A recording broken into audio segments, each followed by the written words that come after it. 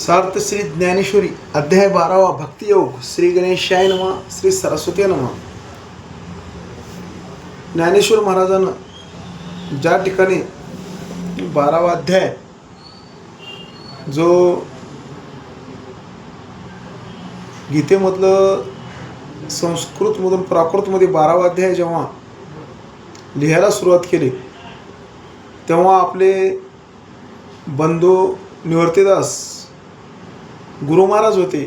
त्यामुळे त्या गुरुची असे स्तुती करू लागले की अशा असणारा गुरुराया तू शुद्ध आहेस, तू स्वतः सिद्ध विख्यात आहेस देवा.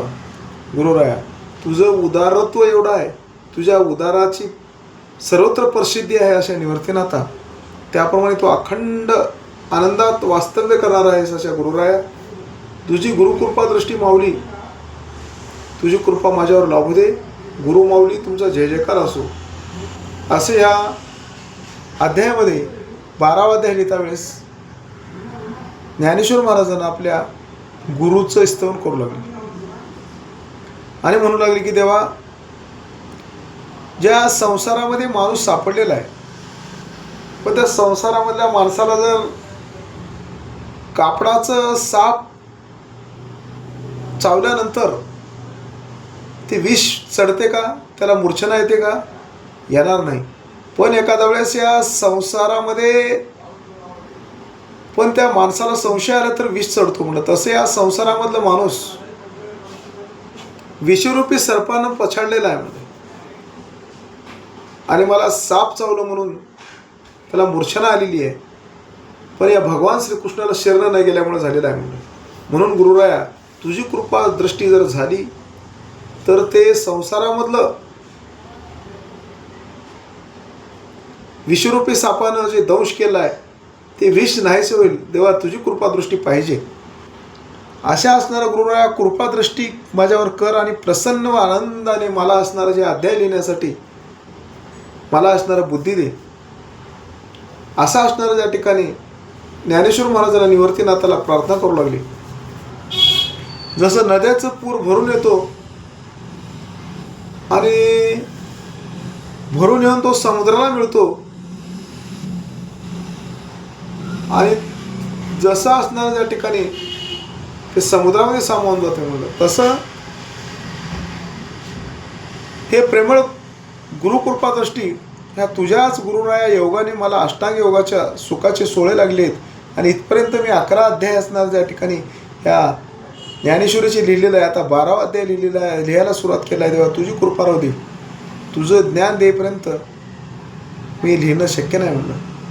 म्हणून हे गुरुकृपादृष्टी तू आपल्या योग साधकाला मूलधार चक्रावर अधिष्ठित असणाऱ्या कुंडलिनी शक्तीच्या मांडीवर तू कौतकाने साधक रूपे बालकांना वाढवितेस आणि हृदयकोश रूप पाळण्यात घालून त्याला झोके देतेस. जसे गुरुकृपादृष्टी आईनं आपल्या लेकरावर करावं तसं तू गुरुकृपादृष्टी आपल्या शिष्यावर करतोस. आणि देवा तुझं आत्मज्योतीने निरंजनानं तुझं वळून टाकाव की काय, असं गुरुराया म्हणू लागले. आणि तू प्राण्याची खेळणी खेळायला देतेस आणि ऐश्वर सिद्धरूपी लहान मुलाचे दागिने त्यांच्या अंगावर घालतेस. जसं लहान मुलाला आईनं त्या दागिनं घातल्यानंतर त्या मुलाला काही दागिन्याचा आनंद वाटतो का? वाटणार नाही. पण या गुरुराया त्या आईनं जसं मुलाचे दागिने घालून आपलं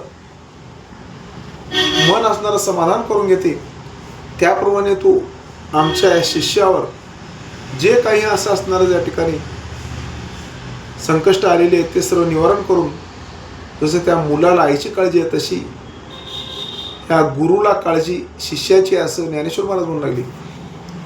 हे माते साधक रूपी बालकाला जीवनकलेचे अमृतकलेचे स्तनपान देतेस म्हणजे आईला त्या मुलाला लहान ताण लागल्यानंतर स्तनपान देते. तसंच असणारं तू आम्हाला असणारं भूक ताण लागल्यानंतर गुरुराया तू आम्हाला असणारं ज्या ठिकाणी सर्व देतोस म्हणू लागली. अनाथ ध्वनीचे अंगाई गीत गातेस आणि समाधी स्थितीचा उपदेश करून समजूत काढून तू त्यांना स्वरूपीने जीवतेस.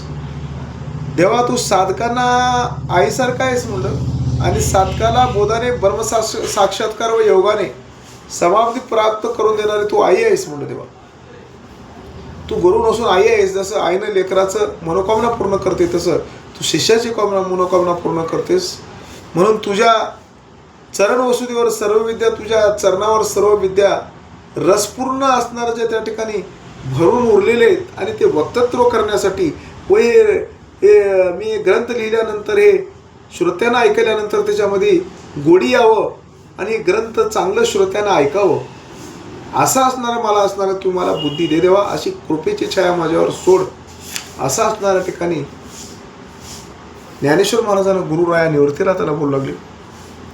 सद्गुरूची कृपादृष्टी म्हणल्यानंतर तुझे कारुण्य ज्याला स्वीकारते म्हणलं तो सर्व ज्ञान विश्वाचा उत्पादक ब्रह्मदेव होतो म्हणून. गुरुदेव म्हणजे गुरु थोर की देव थोर म्हणावा, आधी नमस्कार कोणाचा करावा. ज्ञानेश्वर महाराजांना बी अजून हरिपाठामध्ये बी सांगलेले आहे की गुरुविना अनुभव कैसा कळे. म्हणून ज्ञानेश्वर महाराज म्हणतात की देवा गुरुराया गुरुशिवाय अनुभव काहीच कळणार नाही देवा. म्हणून तुझ्या गुरुमध्ये एवढं कारुण्य आहे, एवढं जिव्हाळा आहे म्हणलं की तू जगाला पुरा ज्ञान देतोस आणि तू ब्रह्मदेवाला उत्पन्न करणारा तूच आहेस गुरुराया. आणि तू गुरुराया सर्वमध्ये पूजनीय गुरु आहे म्हणलं. गुरुशिवाय देवाची प्राप्ती होणार नाही. म्हणून गुरुची भक्ती केल्यानंतर पूजनीय आहे, गुरुची भक्ती केल्यानंतर शोभा आहे आणि गुरुची आणि या भक्ताला कल्पकत्ता लाभलेली असते म्हणलं. म्हणून गुरुराया माझी आई आहेस म्हणलं. आता मला या गीता ग्रंथ निरूपणाची व गीताचं संस्कृत मराठीमध्ये अर्थ लिहिण्याची मला बुद्धी दे आणि 12वा अध्याय ज्या ठिकाणी मराठीमधून लिहिल्यानंतर श्रोते मंडळ ऐकून रसमुग्ध व्हावं अशी मला बुद्धी दे म्हणू लागली. तर हे माते श्रृंगार वीर करुण विविध रौद्र हास्य भयानक अद्भुत आणि शांत या नवरसाचे सागर भरविण्याचे सामर्थ्य व उपमा दृष्टांत आणि अन्य अलंकार रूपी सोन्याच्या खाणी आणि गीतेच्या अभिप्रेत अर्थाचे पर्वत उत्पन्न कर देवा. हे गीता आहे आणि गीता असणाऱ्या ज्या गीतेमध्ये एवढं सामर्थ्य आहे आणि या गीता काय सामर्थ्य आहे ते दृष्टांत मला लिहायला बुद्धी दे. जसं सोन्याचा अलंकार केल्यानंतर सोन्याला किंमत आहे तसं गीतेमधून ज्या ठिकाणी दृष्टांत दिल्यानंतरच असणारं जे भरावपण आहे म्हणून असे दृष्टांत देऊन श्रोते लोकांना समजावं अशी मला 12वा अध्याय लिहिण्यासाठी बुद्धी दे देवा असं या ठिकाणी ज्ञानेश्वर महाराजांना गुरुरायाला प्रार्थना करू लागली. सर्वत्र अलंकारूपी तर सर्वत्र अलंकारूपी सोन्याच्या खाणी उघड आणि आत्मानात्म विचाररूपी वेलीची लावणी जिकडे तिकडे कर. प्रश्नोत्तर चर्चारूपी फळाची ठेवच असलेली सिद्धांतरूपी झाडाची दाट उपवने इथे सतत एकसारखी लाव अशी मी विनवणी करीत आहे देवा. आणि या देवा सोन्याची खाण उघडल्यानंतर जिकडं तिकडं जसं सुवर्णाचे अलंकार दिसावं म्हणून तसं या गीतेमध्ये प्रश्नानं चर्चा करायचं आहे म्हणून. प्रश्नाने चर्चा करून आणि त्या प्रश्नानं चर्चा केल्यानंतर हे 12वा अध्याय ऐकल्यानंतर काय उपयोग आहे, त्याचा काय फायदा आहे, हे त्याचं फळ काय, ह्या ठिकाणी त्याचं सिद्धांत रूपी झाड असणारं सिद्धांत त्याला रूपी असणारं द्यावं लागणार आहे. आणि सिद्धांत दिल्यानंतर हे श्रोते लोकांना समजणार आहे. सिद्धांत रूपाची ज्या ठिकाणी अनेक झाडे उपवने येथे एकसारखं लाव आणि या फळ काय आणि सिद्धांत दिल्यानंतर अनेक सिद्धांत या ठिकाणी दे म्हणलं. जसं झाडाला फळ लागल्यानंतर खायला मिळते तसं अनेक सिद्धांत दिल्यानंतर एकसारखं लाव उपवने झाडाचेच सिद्धांत रूपी उपवने या ठिकाणी लाव म्हणलं देवा. तर हे ऐकल्यानंतर श्रोते लोकांना आनंदित हो अशी मी विनंती करीत आहे असे ज्ञानेश्वर महाराज आपल्या गुरुरायाला निवर्तीनाथांना म्हणू लागले. नास्तिक मतरूपी दया मोडून देवा जे नास्तिक लोक आहेत आणि भगवंताला विरोध करतात, पुराणाला विरोध करतात, असे जे नास्तिक लोक आहेत तर त्या नास्तिक लोकांचं वितंडवाद म्हणजे जे वाईटवाद वितंडवाद लावलेले आहेत आणि आडमार्ग ज्या भगवंताची भक्ती करण्यासाठी वितंडवाद लावून आडमार्ग येत आहेत म्हणजे या भगवंताची भक्ती करणाऱ्याला, पूजा करणाऱ्याला, जप करणाऱ्याला, तप करणाऱ्याला तर अशाच नष्ट करून टाक. आणि या ग्रंथाच्या ऐकण्याला जे श्रोते लोक आले आणि त्या श्रोते लोकाला ऐकण्याच्या सिंहासनावर स्थापन कर म्हणून बसू देवा असे अष्टकर्णी ज्ञानेश्वर महाराजांना आपल्या गुरुरायाला विनवणी करू लागली. भगवान श्रीकृष्णाच्या चरणी सर्व प्रकारे राहील असे कर देवा. आणि श्रोत्यांना हे ऐकल्यानंतर राज्यावर बसावं असं असणार त्याला पुण्य दे देवा, असं गुरुराया म्हणून ज्ञानेश्वर महाराज निवर्तीनाथाला बोलू लागले. या मराठीच्या नगरीमध्ये अध्यात्म विद्येची समृद्धी निर्माण कर. ह्या मराठीच्या ह्या ज्ञानेश्वरीच्या नगरीमध्ये अध्यात्मविद्याची समृद्धी निर्माण कर. अध्यात्मविद्या प्राप्त होईल. जगात केवळ आत्मज्ञानाच्याच सुखाविषयी देव घेव हेच असणार दे देवा, दुसरं काहीच देऊ नको म्हणून.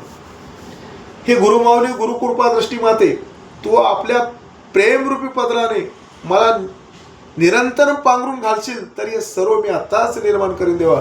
तू आता मी सांगितल्याप्रमाणे तू माझी जर कृपा करशील, तू निरंतर तुझा आशीर्वाद राहील, तुझं पांघरून माझ्यावर राहील, मी आत्ताच हे सर्व म्हणल्याप्रमाणे निर्माण करीन देवा. पण तुझं मला आशीर्वाद पाहिजे असं निवर्तीनाथाला ज्ञानेश्वर महाराज बोलू लागले. या विनवणी एवढं जेव्हा विनवणी ज्या ज्ञानेश्वर महाराजांना करू लागली तेव्हा त्या गुरुकृपा दृष्टीने ज्ञानेश्वर महाराजाकडे श्रीगुरु पाहत होते. आणि तेव्हा श्रीगुरु निवर्तीनाथाने ज्ञानेश्वर महाराजाला सांगितलं, ज्ञानेश्वरा आता मला तू स्तवन केलंयस, आता स्तवन करू नको, बोलू नको म्हणलं. आता गीता लिहिण्यास सुरुवात कर आणि आता अधिक बोलू नको असं निवर्तीनाथानं आपल्या ज्ञानेश्वर महाराजाला बोलवले. यावेळी ज्ञानेश्वर महाराजांना म्हणू लागले की गुरु महाराज तुमची आज्ञा आहे म्हणलं, तुम्ही जशी आज्ञा आहे मी ते मान्य करील, तुमच्यावर कृपा माझ्यावर झालीच म्हणलं. अशा प्रकारे ज्ञानेश्वर महाराजांना त्या ठिकाणी निवर्तनाथांना म्हणाले, हो माझ्याकडून आता असणारं तुमच्या आशीर्वादानं हे गीता लिहायला सुरुवात करणार आहे 12वा अध्याय असं या ठिकाणी ज्ञानेश्वर महाराजांना निवर्तीनाथाला म्हणू लागले. नंतर जो सर्व वीरांचा मुख्य नायक चंद्रवंशाची विजयाची जणू पताका असो जो पांडुराजाचा मुलगा अर्जुन कृष्णाला म्हणाला, ऐकले का देवा, आपण जेव्हा मला विश्वरूप दाखिले देवा तेव्हा ते अद्भुत अत्यंत भयानक व अत्यंत उग्र रूप होतं म्हणलं देवा. म्हणून मला तुझं विश्वरूप पाहिल्याबरोबर माझ्या मनाला भीती लागली देवा. आणि मला एकसारखं श्रीकृष्ण मूर्तीचंच सगुण रूप पाहण्याची मला एकसारखं सवय लागलेली आहे देवा. म्हणून माझ्या मनाने ह्या विश्वरूप पाहण्यापेक्षा श्रीकृष्ण रूप दर्शनाचाच दर्शन व्हावं ही माझी इच्छा आहे देवा. म्हणून विश्वरूपावरचे प्रेम काढून अशा मला विश्वरूपावर संकुचित प्रेम माझं नाही तर अशा कृष्णरूपाच्या मार्गाकडे नेऊन मला ते श्रीकृष्ण रूप मला दाखव आणि विश्वरूपाचं मार्ग मला दूर कर. विश्वरूप मला नको आहे, कृष्णरूप दाखव असं या ठिकाणी अर्जुनानं भगवान श्रीकृष्णाला म्हणू लागले. तर हे भगवंता व्यक्त आणि अव्यक्त साकार आणि निराकार हे खात्रीने आपणच आहात म्हणलं. साकार तूच आहेस, व्यक्त तूच आहेस, अव्यक्त तूच आहेस, निराकार तूच आहेस. खात्रीनं आपण असे निराकार नसते, तूच आहेस देवा. ते निराकार नसते व निराकार असते, ते साकार नसते, दोन्ही एक असे स्वरूप दृष्टीने एक असून लौकिक दृष्टीने भिन्न वाटतात म्हणून.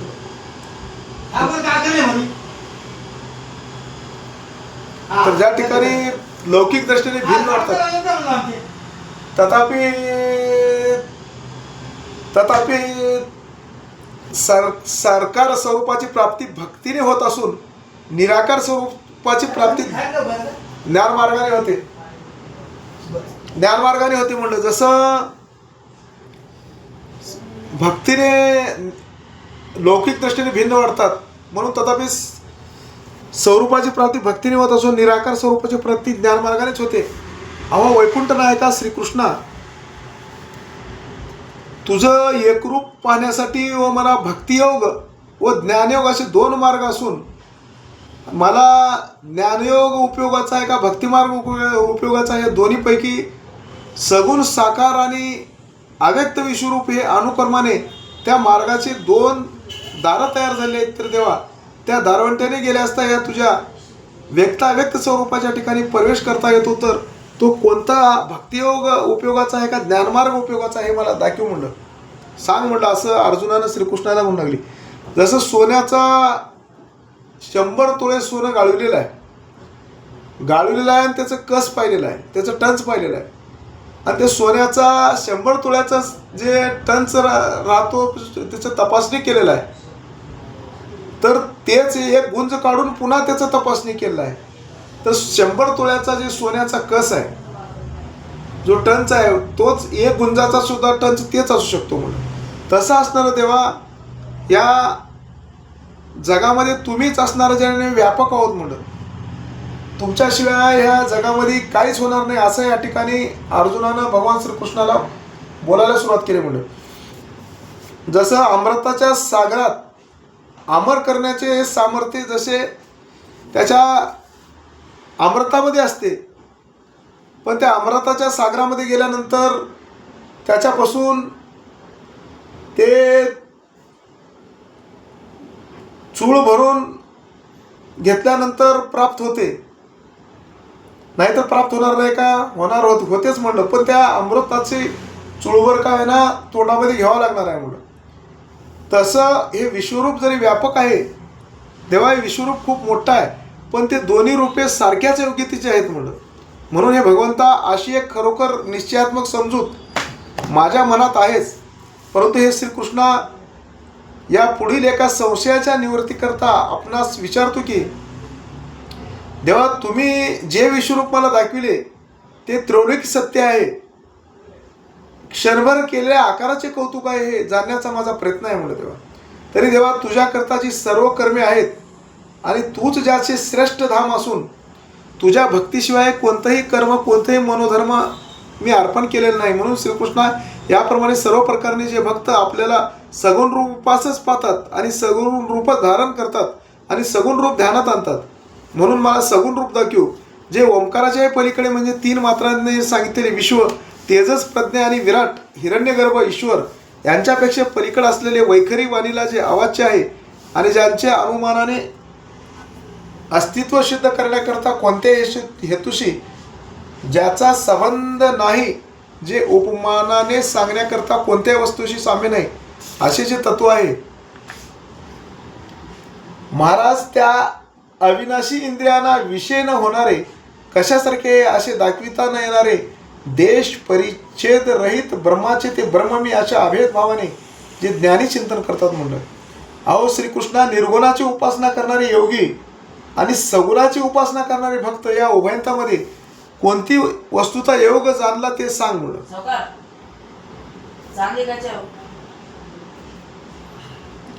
या बोलण्याने तो सर्वव्यापी भगवान, अर्जुनाच्या या बोलण्याने तो सर्वव्यापी भगवान श्रीकृष्णाला अत्यानंदाने म्हणाला, बाबा अर्जुना, चांगलं प्रश्न विचारलेस व तू जाणतोस. अरे अर्जुना, अस्ताचलाच्या जवळ म्हणजे पश्चिम दिशेकडे प्राप्त झालेला सूर्यबिंबाच्या मागोमाग सूर्य मावळल्यानंतर त्याची किरणे सुद्धा जातात म्हणलं. त्याप्रमाणे सर्व इंद्रियासह माझ्या ठिकाणी आपले चित्त लावून जे भक्त रात्री किंवा दिवस हे मनात न आणता माझी उपासना करतात म्हणलं. त्याप्रमाणेच जसं गंगा नदी समुद्रास प्राप्त झाल्यानंतर तिच्या मागील पाण्याचा प्रचंड लोट येतच राहतो, त्या गंगेसारख्या भक्ताच्या ठिकाणी माझ्याविषयी पूर्ण प्रेम असूनही ते प्रेमभाव अधिकाधिक वाढत जातो. जसं गंगेचं पाणी समुद्राला येऊ लागलेलं आहे, समुद्र आल्यानंतर एकसारखं येतच आहे. जसं ओघ चालूच राहते, तसं दिवस रात्र याचा विचार न करता ज्या भक्तानं माझं हे केलेलं आहे म्हणलं, तर त्या ठिकाणी त्या भक्ताला मी असणार सर्व त्याला सुख समाधान देतो म्हणलं. त्या भक्ताची ओढ तशी माझ्याकडे असली पाहिजे. रात्र आणि दिवस हे कालचे काही स्मरण न होता जसं इंद्रिय आहेत माझ्या सगुण रूपाला पाहतात, काम करून मद मच्छर दम अहंकार नाहीसं होऊन एकसारखं माझं चिंतन करतात, त्याच भक्ताला ते भक्त मलाच जे सर्व अर्पण करतात तेच श्रेष्ठ योग संपन्न आहे, तेच मी त्याला भक्त श्रेष्ठ समजतो, मी त्याला प्रसन्न होतो. म्हणून अर्जुना, आजू काही दुसरे निर्गुण उपासक तेही मी ब्रह्म आहे अशा अभेदवरतीवर आरूढ होऊन अवयव रहित आणि अविनाशी अशा वस्तूला धरावयास पाहतात, जेथे मनाचे लहानसे नख सुद्धा स्पर्श करू शकत नाही, जेथे बुद्धीची दृष्टी स्पर्श करू शकत नाही, ते इंद्रियासारख्या स्थूल साधनांना आकलन होईल काय? जे ध्यानाचा विषय नाही, ध्यान करणे हे मनाचे काम आहे. ध्यानाने जे कळते तेच मनाने कळते. म्हणून ध्यानाशी कठीण सर्वत्र व्यापक असल्यामुळे एका ठिकाणी सापडत नाही, ज्याला कोणताच आकार नसल्यामुळे कोणत्याच पदार्थात दिसत नाही, ज्याचे सर्व ठिकाणी सर्व काळात सर्व रूपाने अस्तित्व आहे, जे अभेदाने प्राप्त झाल्यानंतर आता आपले येथे काही चालत नाही असे पाहून ज्याविषयी चित्ताचे चिंतन कष्टी झाले आहे, जे निर्माण होत नाही, देवा नाशी पावत नाही, तसेच जे आहे असे म्हणता येत नाही, असेही म्हणता येत नाही असे शब्दातील आहे, म्हणून प्रत्यक्ष प्राप्त करून घेण्याविषयी काहीच लौकिक उपाय चालत नाही, जे निर्विकार असल्यामुळे आपल्या स्वरूपापासून हलत नाहीत, आणि जे व्यापक असल्यामुळे कधीच चालत नाहीत, जे पूर्ण असल्याने कधीच संपत नाहीत, आणि अतिशुद्ध असल्याने कधीच मलिन होत नाहीत, ते ब्रह्मतत्व ज्याने आपल्या स्वतःच्या सामर्थ्याने स्वाधीन करून घेतले. जे लोक इंद्रिय समुदायाचे नियमन करून सर्वत्र राग द्वेष रहित समान बुद्धी ठेवणारे, देवा ज्ञान प्राप्त झाल्यानंतर इंद्रिय समुदाय आपण म्हटलेले कामं करू शकतात. वेदानं जे सांगितलेलं आहे ते ऐकणं, त्याला इंद्रिय समुदायाचे नियमन म्हणतात. आणि त्या प्राण्यांच्या मला जे येतात भक्त त्यांना मी आवडतो म्हणलो. म्हणून ज्याने वैराग्यरूपी मोठ्या अग्नीने विषयांची सैने जाळून, जे वैराग्य रूपी अग्नी, वैराग्य रूपी अग्नी आहे, आणि संसार विषय म्हणल्याने संसार आहे. या संसारामधलं काम क्रोध मद मच्छर दम अहंकार सर्व ह्याला जाळून खाक करून, आणि जे होडपळलेले इंद्रिय आहेत ते शौर्याने धारण करून भगवान श्रीकृष्णाला अर्पण करतात. व हात असणारं भगवान श्रीकृष्णाचंच काम करावं, पाय भगवान श्रीकृष्णाचंच काम करावं, तोंडानं भगवान श्रीकृष्णाचंच नाम घ्यावं. म्हणून हे आपलं देह पुरं भगवान श्रीकृष्णाला अर्पण ज्यानं करतात, मग त्याच असणारं भक्ताला मी असं पावन होतो म्हणून. म्हणून जे इंद्रिय हात पाय कान नाक डोळे हे आपल्या संसाराच्या पाशामध्ये सापडून न राहता भगवान श्रीकृष्णाच्या सेवेमध्ये विलीन होतात. भगवान श्रीकृष्णाचं काम म्हटलेलं कान हात डोळे नाक पाय हे काम करतात, त्यालाच असणारं शौर्याची भक्ती म्हणलेलं आहे. म्हणून अशा चतुरा अर्जुना ह्या बुद्धद्वारास बळकट वज्रासन मुद्रा लावून मूळबंधाचा बुरुज श्रंगारलेला आहे म्हणलं. ह्या गुरुद्वाराला वज्रासन मुद्रा लावून भगवान श्रीकृष्णाची प्राप्ती करून घेण्यासाठी त्याला शरण गेलेला आहे, आणि मूळबंधाचा बुरुज बनविला आहे म्हणलं. आशेचे संबंध तोडले, आधीरपणाचे कडे पाडून टाकले. देवा जे आशा आहे संसारामध्ये सोडून टाकलं, आधीरपणाचे जे कडे तोडून टाकलं, निद्रारूपी अंधार नाहीसं झालं, आणि झोप नाहीशी झाली म्हणलं. भगवान श्रीकृष्ण यांच्या सेवेला सर्व लागले म्हणलं. तर त्यालाच असणारा मी प्रसन्न होतो म्हणलं. जे वज्रासन रूपी अग्नीच्या ज्वालेने, वज्रासन रूपी अग्नीच्या ज्वाळाने मला प्रसन्न करून घेण्यासाठी रक्त मांस अस्थि स्नायू मज्जा इत्यादी सप्तधातूची होळी करून, व्याधीचा नाश करून त्यांच्या मस्तकाने प्रणामयाच्या तोफा पुजल्या म्हणलं. काही जणांना मला असणारे देह अर्पण करून माझी असणारं पूजा अर्चा करतात. मग कुंडलिनीचा टेंबा मूलाधार चक्रावर उभा केला. जे कुंडलिनी आहे मूलाधार चक्रावर त्याचा टेंबा उभा केला, तेव्हा त्या कुंडलिनीच्या प्रकाशाने रंध्रापर्यंतचा मार्ग, ब्रह्मदेवापर्यंतचा मार्ग स्पष्ट दिसू लागतो म्हणून. दोन डोळे, कान, नाक, तोंड, गुदवळ, शिश्न या देहाच्या 9 द्वाराच्या चौकटीला धारणा ध्यान आणि समाधी या संयमाचा अडसार घालून विशुद्ध चक्रातील ककार अंत्याक्षर आहे अशा त्या काकी मुखाची खिडकी उघडली. जे म्हणलं डोळे आहेत, कान आहेत, नाक आहे, तोंड आहे, गुद्द आहे, अशा 9 द्वार आहेत म्हणलं. त्या ठिकाणी जे भगवान श्रीकृष्णाच्या भक्तीला अडसर येत होतं म्हणलं, ते त्याला अडसरपणा त्याच्या संयमाचा दूर करून अंत्याक्षर त्या काकीमुखाची आता खिडकी उघडलेली आहे भगवान श्रीकृष्णाचं नामस्मरण करण्यासाठी. म्हणून प्राणशक्ती रूपी चामुंडा देवी पुढे, जसं प्राणशक्ती चामुंडा देवी पुढे संकल्परूपी मेंढी मारून तिला मनरूपी महिषाचे मुडके बळी गेले. चंद्र सूर्य या 2 नाड्यांचा आम्ही भिन्न आहोत हा झालेला गैरसमज दूर करून अनाहुतनाद गजर 17व्या चंद्रकलेचे पाणी त्या चंद्रामृताचे पान केलेले असते. मग कुंडलिनीने सुषुम्ना नाडीच्या पोकळीतील चक्रभेद असलेले त्या कोरीव दादऱ्याने करीत वर चढून ब्रह्मरंध्र रूपी शिखर गाठलेले असते. त्यानंतर मकाराची गहन पायरी पार करून प्रणवाचे चिंतन बंद करून आहे या भावनेचा प्रत्यय येण्याकरता अमर्याद योगरूपी किल्ले स्वाधीन करून घेतात. हे अर्जुना जे आपल्या स्वतःच्या मोबदल्याने म्हणजे आपले जीवन अपूर्ण त्वरेने अव्यक्त ब्रह्म प्राप्त करून घेतात ते मला येऊन मिळतात. म्हणून माझ्या प्राप्तीमुळे योग सामर्थ्याने माझ्या प्राप्तीमुळे सर्व होणार आहे. माझ्या प्राप्तीमुळे योग सामर्थ्यामुळे काही जास्त प्राप्त होते असे नाही, परंतु इतके मात्र विशेष घडते की माझ्या प्रेमळ भक्तास मी कोणतंही काहीच कमतरता पडू देणार नाही, त्याला जास्त देणार नाही आणि संसारामध्ये कमी पडू देणार नाही.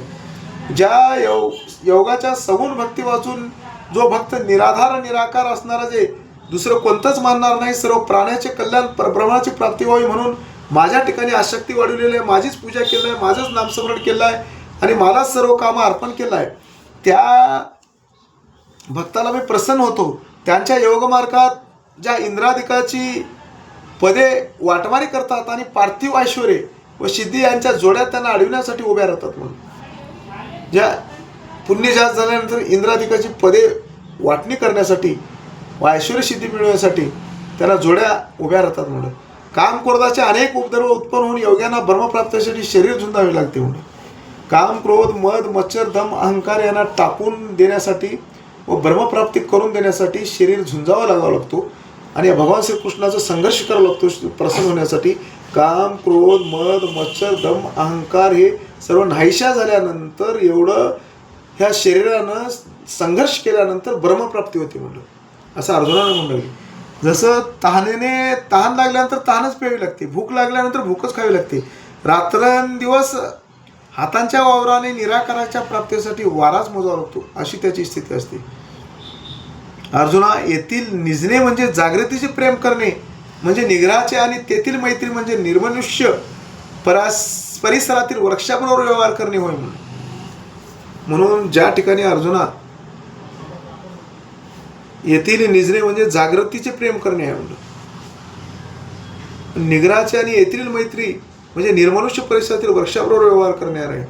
जसं देवाला प्राप्त करून घेतल्यानंतर निर्मनुष्य असेल तर वृक्षाबरोबर व्यवहार केल्यासारखं काय म्हणलं. म्हणून देवाला प्राप्ती करून गेलं पाहिजे, देवप्राप्तीपेक्षा काही उपयोगाचं नाही म्हणलं. जसं मनुष्यच त्या ठिकाणी नाही, वृक्षच आहेत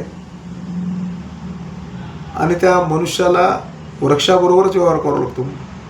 तसं भगवान श्रीकृष्णालाच प्राप्ती करून घेऊन भगवान श्रीकृष्णच आपण होऊन जातो. थंडी वाजू लागली तर थंडीच नेसावी लागते, अंगाला ऊन लागत असेल तर ऊनच पांघरावे लागते आणि पाऊस पडत असेल तर पावसाच्या घरात नव्याने अग्नी प्रवेश करणे होय. म्हणून या योगात धन्याची कामगिरी साधावायची नसते की वंश परंपरेने आलेले कुळाचाराचे कारणही नसते, मात्र मृत्यूशी नित्यशुद्ध नियोग करणे भाग पडते.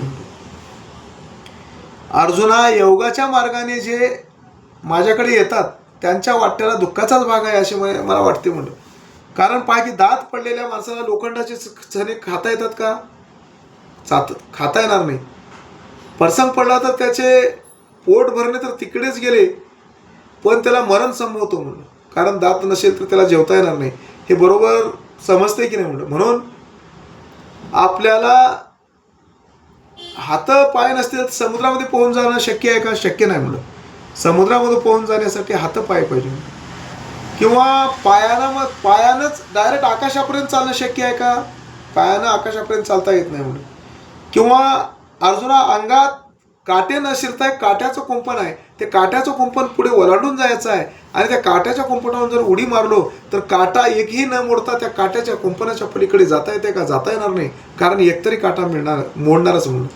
जसं सूर्यबिंब आहे, सूर्य आहे, सूर्याला वर जायला सूर्याचं असेल तर सूर्याला एक एक एक एक पायरी करून सूर्यापर्यंत शोधत जाता येते का? जाता येणार नाही. म्हणून अर्जुना, जसं पांगळा माणूस आहे, अपंग माणूस आहे, तो अपंग माणूस त्याला चालणंच अवघड आहे, पण त्यानं वाऱ्याबरोबर धावण्याची स्पर्धा करू शकते का? करू शकणार नाही. तसं ज्या माणसाला ऐश्वर्य धन संपत्ती त्यांना एवढा अभिमान आलेला आहे की माझ्या एवढं मोठा कोणी नाही, म्हणून ते अभिमान त्याचं उपयोगाचं नाही म्हणलं. आता दृष्टांत दिल्याप्रमाणे त्याचा अभिमान आहे म्हणलं, म्हणून तो परब्रह्माच्या ठिकाणी गती प्राप्त होणे शक्य आहे का म्हणलं. तो अभिमानी माणूस आहे. तर तसं आतापर्यंत सांगितलेले दृष्टांत दिलेले आहेत म्हणलं. जसं सूर्याला पायरी करून जाता येणार नाही, आकाशाला पायरी करून जाता येणार नाही, हातपाय नसताना समुद्रामध्ये पोहता येणार नाही, आणि या पांगळ्याला वाऱ्याबरोबर धावता येणार नाही. जसं शक्य नाही तसं ज्या माणसाला अभिमान आहे त्या अभिमान माणसाला मी प्रसन्न होणं शक्य नाही. असे असूनही जर अंतकरणात धैर्य धरून, अंतकरणामध्ये जर धैर्य धरून निर्गुण ब्रह्माशी माझ्याशी एकरूप होण्याचा जर प्रयत्न करतील मला अभिमान सोडून, तर तो त्यांचा प्रयत्न सफल झाला तरी देखील त्यांना अतिदुःख प्राप्त होईल. ब्रह्माशी एकरूप धरून प्रयत्न करतील आणि त्याचा प्रयत्न सफलही झाला तर त्यांना अतिदुःख प्राप्त होईल. म्हणून या अर्जुना, याहून दुसरे भक्ती मार्गाचा आश्रय करून राहणारे जे सगुण उपासक त्यांना योगाभ्यासाचे हे दुःख सोसावे लागत नाही. म्हणून अर्जुना, हे भक्ती मार्गाचा आश्रय जे करून घेतात सगुण उपासक त्यांना योगाभ्यासाचे दुःख सोसावे लागत नाही. म्हणून ज्यानं सगुण भक्ती केलेला आहे, माझी भक्ती केलेला आहे, त्याला योगाभ्यासाचे दुःख सोसायची गरज नाही. भक्ती मार्गाला लागलेले भक्त आपल्या वाट्याला ब्राह्मणादी वर्ण ब्रह्मचर्यादी आश्रम या वर्णाश्रम धर्माप्रमाणे जी काही कर्मे प्राप्त झालेली आहेत त्या सर्व कर्माचे आपल्या कर्मेंद्रियाद्वारे आनंदाने आचरण करतात. जे भक्ती मार्गाला लागलेले लोक आहेत, ब्राह्मण वैश्य क्षत्रिय शूद्र, ज्या ब्राह्मणाला शास्त्राचं पाठन करावं, 6 शास्त्र 18 पाठन करून सर्वाला ज्ञान द्यावं, असं हे ब्राह्मणाचं काम आहे. आणि ब्रह्मचारी आदी आश्रम, ब्रह्मचार्यांना ब्रह्मचार्याच्या आश्रमाचं वर्णाश्रमा धर्माप्रमाणे वागून जी जी कर्मी प्राप्त झाली आहे ते सर्व कर्माचे आपल्या कर्मेंद्रियाद्वारे आनंदाने आचरण करतात. म्हणजे जे जे कर्म प्राप्त झालेले आहेत आपल्या कर्माने आनंदाने आचरण करतात. म्हणजे पुंडलिका वरदारी विठ्ठल श्री ज्ञानदेव तुकाराम पंढरीनाथ भगवान की जय. मौली ज्ञानेश्वर महाराज की जय.